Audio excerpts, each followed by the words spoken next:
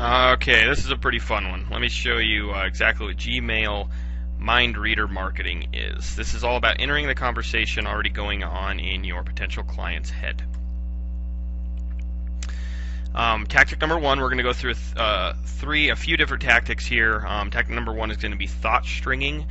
Think thoughts, not keywords. So show you kind of the difference if you are used to thinking keywords with your internet marketing. This is a little bit different. So 3 thought string processes are hidden desires, pain and frustrations, and then common market vernacular. So let's go over what hidden desires mean. What this is going to be is basically this in Gmail mind marketing is you marketing through people's email accounts. And I'm going to do a live example of what this means, and you're going to be blown away. But basically, this is a way for you to go after certain keyword search terms that people are mentioning in their emails when they're sending emails out to friends, family, whatever it is, and your ads popping up next time they are online. So in this example, this is a hidden desire of somebody typing in, you could be targeting the word went car shopping if you're an automotive dealership, get a date if you happen to be somebody that sells dating advice, bikini weather if you sell, again, bikini stuff, find tickets, looking at cruises, I need to make more money. So if you sell any of this type of stuff, if your company does any of this, I'm going to show, these are examples to the right here of what an ad can look like in somebody's email account inside Gmail. Here's another example of pain and frustration. So you have at the top here some woman mentioning he wants a divorce. So if you happen to do relationship advice, or if you happen to be a divorce attorney or anything like that. At the gym, car died again, automotive, lost my phone, my feet get cold, electric socks. These are just total random examples. Can I borrow money? It could be a payday loan message. Then common vernacular is things that you would have basically in common with them. So the money is in the list, bullish on oil, pips higher loyal. So this is more like Forex market. These are things that people are interested in, hobbies and things like that. So you've got golf, open to set, which is a dating advice type thing. So some of you will know what that is. Take melatonin, so you could be selling, sleep products. Tactic 2 is reader leads. So this is borrowing from authors and writers and bloggers. So in this example, this would be somebody who had joined maybe a newsletter or an email list of multiple streams of income, and then so they're interested in that. Well, over on the right hand side you could see if you happen to sell some sort of how to make more money products. This is passive income 101, so you can be advertising to these people specifically how to make more money type of messages. So tactics with reader leads are popular book titles, most emailed article titles, movie titles, industry specific software titles, newsletter, e-signs. I mean, you can think yourself through this and know exactly how to use these strategies. But let me show you some sneaky ways to use these strategies as well that are just absolutely amazing. So in this example, this is like a pro audio dealership company. What you can do is you can go out and sign up for a lot of your competitors' newsletters, get on your competitors' email lists, so you can see what it is that they send out exactly every week, every day, every month, but you can target their specific messages. So in this example, the keyword chosen here was pro audio gear this week. And the reason we chose that one is because this specific company, BSW, when they send out their newsletter, it says Pro Audio Gear this week at the top of it every single time.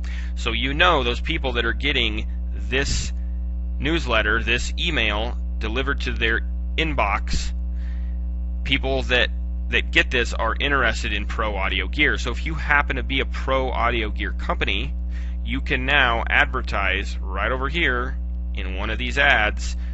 You can be advertising directly to that person because they're already interested in this. Another example, the keyword here is ETR. And the thing about these keywords, as you can imagine, not many people are bidding on the keyword ETR. I mean, it's not a very highly gone for search term that you're going to be competing on. So the cost per click on these is it's very good. So here you are targeting ETR. So in this example, you've got a competitor over here, because you know this company Early to Rise, they have this ETR in every single one of their emails and newsletters that they send out to their existing clientele. So over here, you are marketing as a competitor a message directly to that person. So this is a thank you can't spam. So Sneaky Ninja Voodoo, it makes me blush. So let me show you exactly what this is. This is pretty cool. At the bottom of if you happen to have an email responder, an autoresponder set up with your company right now, maybe you do, maybe you don't, but there are many companies out there that do, and let's say one of your competitors does, at the bottom of those emails and those autoresponders that come, those people have to put their business information. So they have to put their company name with address, blah, blah, blah, blah, blah. So right here, you could target their specific company name, which again, most people are not bidding on these keywords. You can, sorry, didn't mean to hit that. You can bid on whatever your competitor. So basically, again, you sign up for your competitor's email list, newsletters with an email address, and you get stuff delivered to that email address, so you can check on it and see what type of keywords you can be bidding on to take advantage again of what it is your competitors are doing, because now you can have emails that show up in those people's inbox. And let me show you exactly how this works. Alright, let me log into my email. I did this yesterday or day before yesterday to show exactly how this works. So I'm going to go into my sent mail. I sent one of my business partners an email, and I told him that I was interested in checking out the new BMW from the local dealership, which I'm actually not right at the moment, but just wanted to show an example of how this works. So as you can see, right over here, I am now being targeted by a BMW clearance. Get new BMW convertibles below clearance prices, save today, blah, blah, blah, blah, blah. I'm also being targeted by some other auto dealerships as well.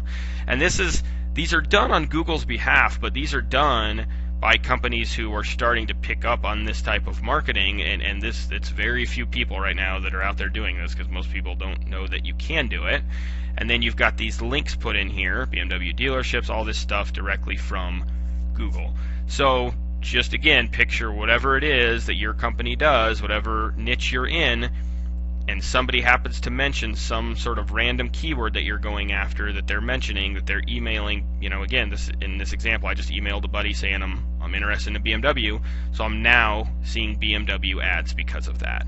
And I will see these ads not in just this email, but any email that I start to open, they're going to be following me around. So there is the example of Gmail Mind Marketing. All right, we got another video coming up next that goes over SEO strategies.